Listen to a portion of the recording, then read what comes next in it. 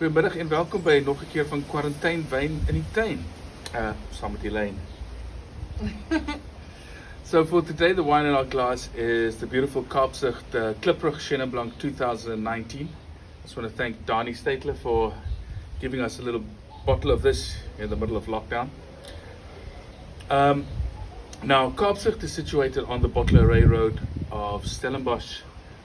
Basically, almost want to say out just where Kuils River and Stellenbosch comes together.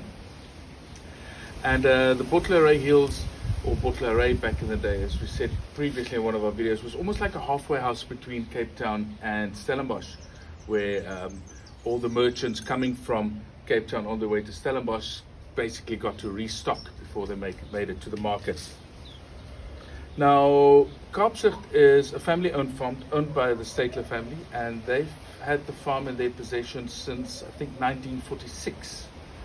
So it's been quite some time. Danie Steytler was the winemaker who actually took over from his father in '79, and then basically in 1984 made the first Kaapzicht wine under the Kaapzicht label. And basically by that time the farm has moved from being a farm, basically farming almost everything. Oh, wasn't it a tobacco farm? There's some tobacco as well, there's some vegetables, there were horses, and then basically started converting more and more towards a wine farm, and then of course 1984 having it registered as Kaapzicht, and I think 79 registered, but 84 then creating their first wine under the Kaapzicht label. And Danie had I think almost 40 vintages behind him before he finally stepped down and handed it over to no other than his son, Danie. Who also has a son called Danie. Tiny. That's So, yeah. Danies. So fourth generation of winemaking on the farm, which is quite fantastic. I always loved seeing, almost want to say family heritage going through, and I believe I don't know, but if you work on a farm, you just become part of it. Yeah. And it's almost like you can never leave, a bit like Hotel California. But why would you want to? I mean, Now Kaapzicht, the name literally means view of the Cape, because if you are up there on the hills, you can actually have this beautiful unspoiled view of Table Mountain, and you can actually see Table Bay Harbour from up there as well. Chenin Blanc, also one of our most planted grape varieties in the country, but does particularly well up there. This is an old bushvine vineyard that was planted in 1982, so almost as old as what I am. It's bushvine, so it's untrellised, and it's also unirrigated, and it's planted on quite a rocky granite, decomposed granite soils with a bit of a clay subsoil.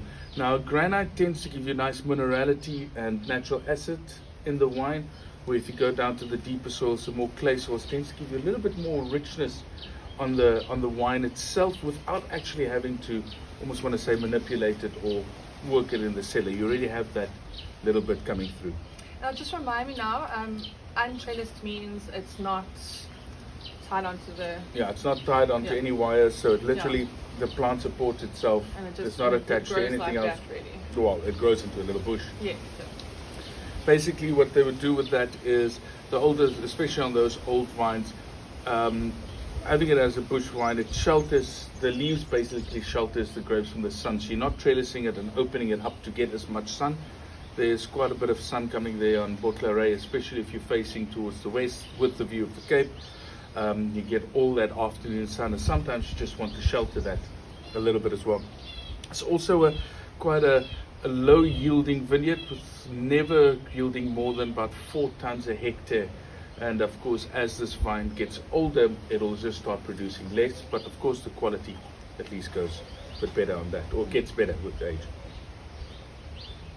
Now the wine itself, it's quite rich. When you can, even when you smell it, it's yellow fruit, there's some pineapples, there's some almost ripe yellow apple Yeah. coming through as well. What I said, what I read was that the wine spends about 1 year in barrel.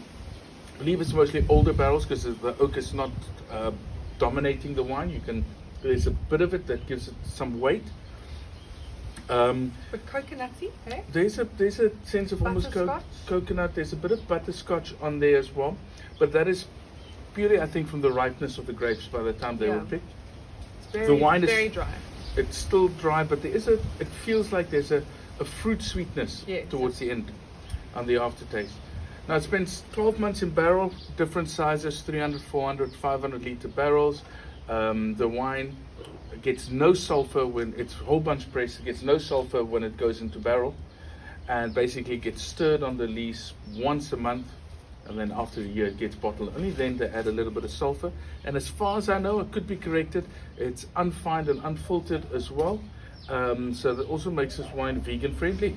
Can you believe it? Good to know.